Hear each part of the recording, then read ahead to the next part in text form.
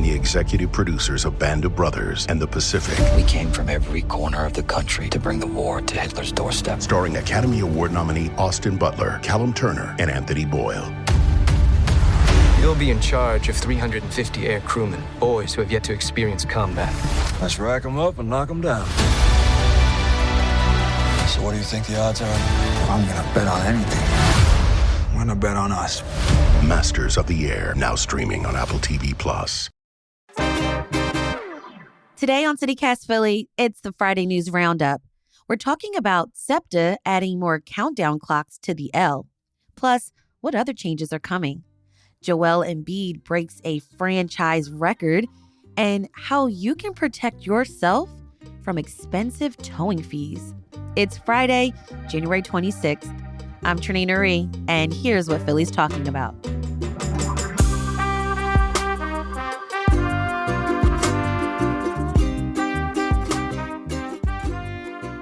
Joining me this week is Jimena Condi, general assignment reporter at the Philadelphia Inquirer.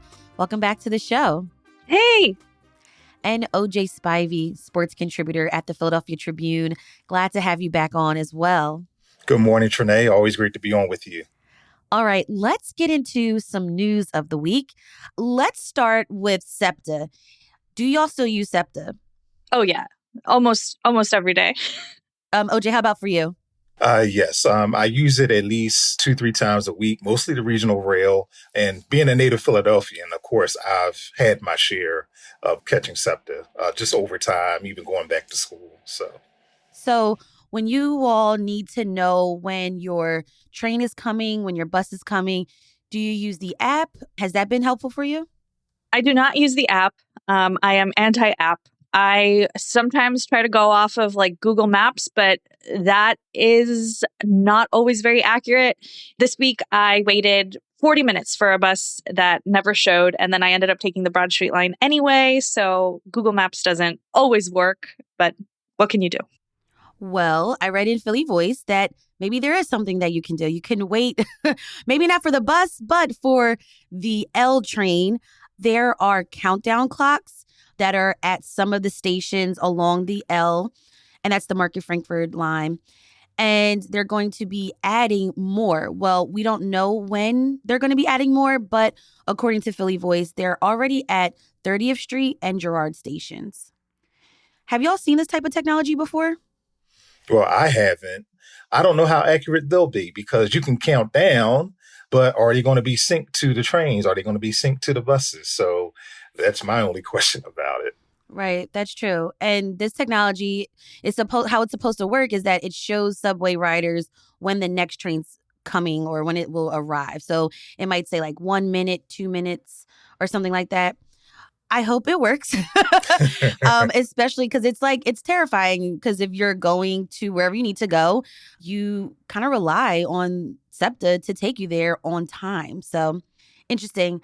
Another change that's coming to SEPTA is that they're actually changing what it's called. So according to their website, they are now calling themselves SEPTA Metro.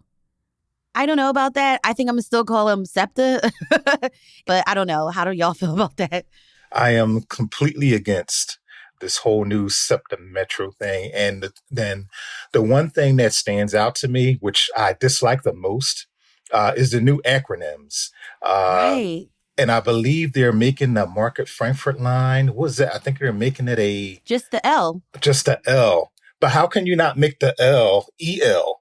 Because that's what Philadelphians know. EL as L, elevated train. So that defeats the purpose. It seems more confusing. I know it's probably for tourists. I know it's probably for transplants, which, I love and respect. But I just think you just have to keep it simple. I want to go back to what you mentioned about the L. Here's what's up on SEPTA's website. Quote, most people call it the EL already. Now the signs will match. That will make giving directions a whole lot easier, even if we forget the E. Starting in 2024, we'll be using single letters to refer to our subway, elevated, and trolley lines, together known as SEPTA Metro. This will make SEPTA easier to navigate no matter your language, ability, or level of familiarity. So they're going to have these new labels. L is going to be blue, and that is for the Market Frankfurt line. B, orange for the Broad Street line. T, now this one is interesting. T is going to be green for the subway surface trolley. So that's like the 10, 34, 13, 11, 36. G somehow is yellow, and that is supposed to indicate Route 15 trolley. For Gerard. Oh, okay. That makes sense. D is going to be pink, and that is for the Media Sharon Hill line. That doesn't make any sense. D for maybe, okay, this is a stretch. D for Delaware County? Yeah, the more you go down, Trinae, the more you go down the line with these new acronyms and these new initials, the more confusing it is. Again, for maybe transplants and tourists, it may be great, but for native Philadelphians, I think it's a disaster. More news of the week after the break. This is CityCast Philly.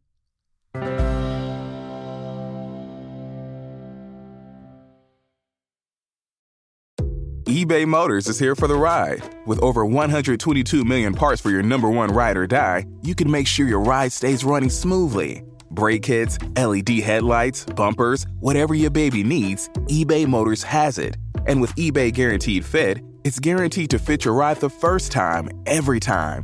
Plus, at these prices, you're burning rubber, not cash. Keep your ride or die alive at ebaymotors.com. Eligible items only. Exclusions apply.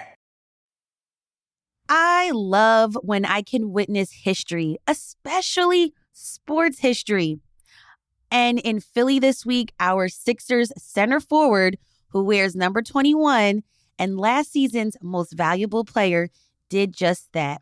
Embiid ended Monday night's game with a 133-123 win over the San Antonio Spurs with a franchise record of 70 points. According to the NBA, Embiid also had 18 rebounds, 5 assists, 1 block, and 1 steal in 37 minutes. OJ and Jimena, what was it like to be in the Wells Fargo Center that night or just to watch the game? Yeah, well, I actually wasn't there at Wells Fargo, but I was able to see the whole game. And for Embiid to score 70 points, he's only the 9th player in NBA history to score 70 points. And a lot of people were telling me on social media is like, okay, well, he broke Wilt Chamberlain's franchise record with 68 points. And they said, oh, well, didn't Wilt score 100? He did. But he scored 100 for the then Philadelphia Warriors, who are now the Golden State Warriors. So Embiid surpassing the 68 is still a great feat. Even Allen Iverson has scored 60 points in a game before. But Embiid is just overall just having a great year. He's averaging 36 points a game. And if he keeps up this pace, Trinae, he will be the first true center to average at least 35 points a game in a season since Wilt Chamberlain in the 60s. Jimena, you were there, right? Yes, I was like way up top at the nosebleeds. It was incredible. I remember texting my friends after the first quarter being like, wow, 25 points in the first quarter. And also, like, there was a moment in the third when he was at the free throw line and hit 60, and the entire Wells Fargo Center was just like about to explode. It was incredible.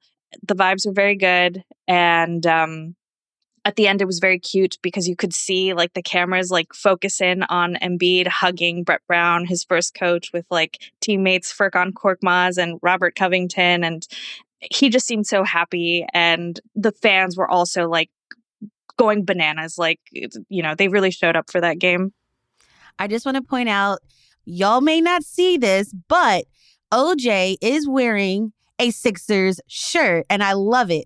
Yeah, I can't shoot as well as Joel Embiid, but I'm wearing one of the shooting shirts, so I'm just trying to represent here as I cover the Sixers for a living, and everyone here in Philadelphia, the NBA rather, just witnessing history. I watched some of the aftermath and the reactions from teammates, and they dumped water on him, and they were just celebrating him. What also caught my eye, I saw on social media this week, is other notable NBA players reacting to the news of him getting 70 points. So it was such a great night. It was such a great night for Philly sports.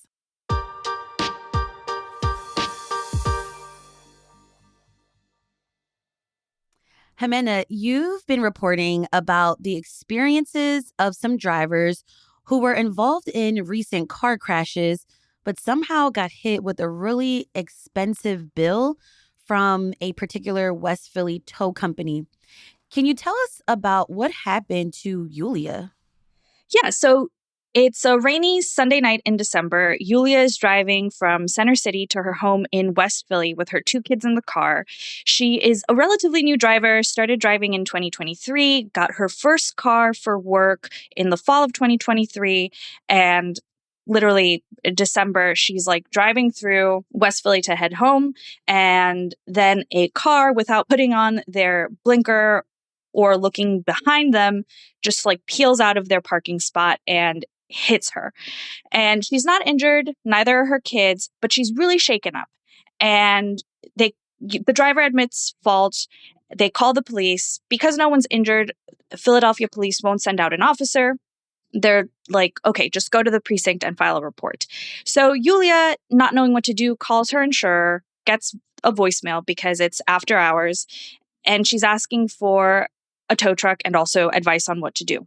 Almost minutes later, Yulia says a tow truck shows up, tells her that he's been sent by insurance, and gives her like a slip to sign. And he's like, hey, you won't have to pay for this tow out of pocket. Insurance will cover everything. And again, Yulia's with her kids. She's pretty shaken. They're pretty shaken. She signs the slip. And almost immediately, the red flags start to pile up the minute she gets home. She realizes that the GPS that's in her car, the address that it's listing doesn't match up with the addresses on the business card that she got. She also notices on her insurance website as she's filing her claim that the tow company is actually not on the list of approved businesses with her insurer. And then on Monday, for some reason, she really can't get a hold of anyone. And then by the time she can, the lot is about to close.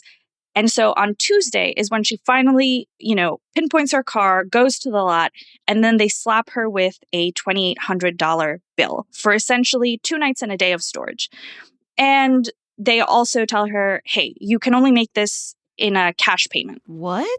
And so Yulia is like, is this normal? She starts asking around. A neighbor's like, this is definitely not normal. They go to council member Kendra Brooks's office, and a constituent services representative gets involved. And she even says it was very difficult to get through to either of the companies that are listed on the business card. And finally, the car insurance company gets involved, and they negotiate with this towing company. And they are able to talk the bill down to $2,000. And essentially because Yulia needs the car for work, and because she's afraid of getting charged with more fees, she borrows money because she doesn't have it on hand. She borrows money from some friends, and she gets her car back. But it turns out it's not just Yulia. I talked to another couple that had a very similar experience. And when their tow truck shows up, they don't tell them that insurance is going to cover it, but they do tell them they have this sticker on the truck and it says police rotation. So, the couple thinks, oh, they're like with the city, and the city does have this program, and basically it puts them on a list. Whenever there's an accident, police dispatch will like pull up a name, and then the tow truck company can essentially show up to the scene of a crash site and tow the truck. But they're also agreeing, hey, we're not going to overcharge. There are caps, for storage. For example, it's like $25 a day for a car that's under 11,000 pounds. And, a tow cannot exceed like $215. But it turns out for this other couple, this tow truck company is not part of this program. And they also get slapped with like a bill that exceeds like $1,000. And it turns out after the story published, a lot of readers wrote in to the paper to say that very similar things had happened to them, not with the same companies that I initially wrote about, but, in Northeast Philly, in West Philly, all over the place.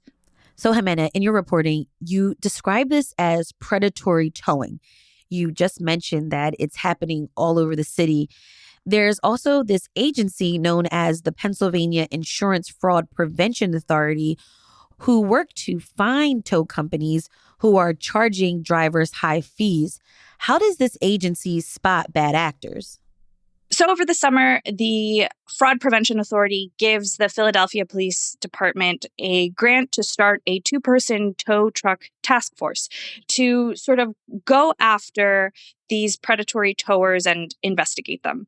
Regular drivers can't reach out to the task force directly. Essentially, the way it works is the Philadelphia Police Department and insurance companies give the tow task force referrals. But once they have the case on their hands, they can look into it. But the Insurance Fraud Prevention Authority has a couple of tips. The way it works currently is you can take a tow truck company to small claims court. But, in the case of Yulia and other drivers we talked to, it's time consuming, it's expensive, and it's not really worth it. Another thing you can do is file a complaint with the Bureau of Consumer Protection at the Attorney General's office. And in Philadelphia, for example, you can file a complaint through auto return, which is like a third party used by the city to streamline the towing process, and drivers can, file their complaints there. But the Insurance Fraud Prevention Authority does say that the best way to sort of deal with these predatory towers, because they hear about it all the time, people get into an accident and then suddenly 5 tow trucks show up at the scene, right? And that could be overwhelming for a driver.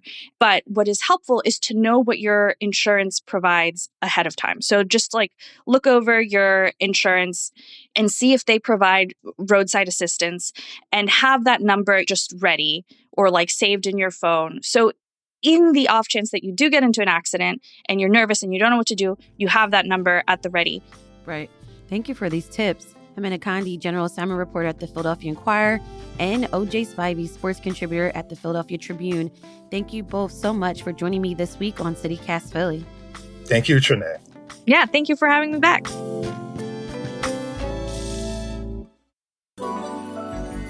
It's time for the tip of the week, where we share a life hack for living in Philly.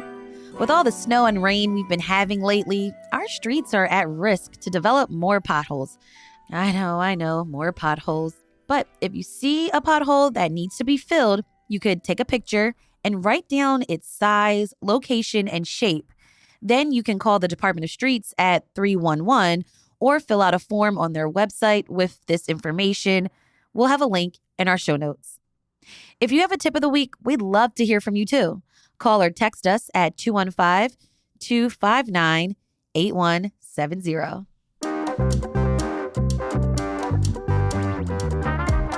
That's all for today here on CityCast Philly.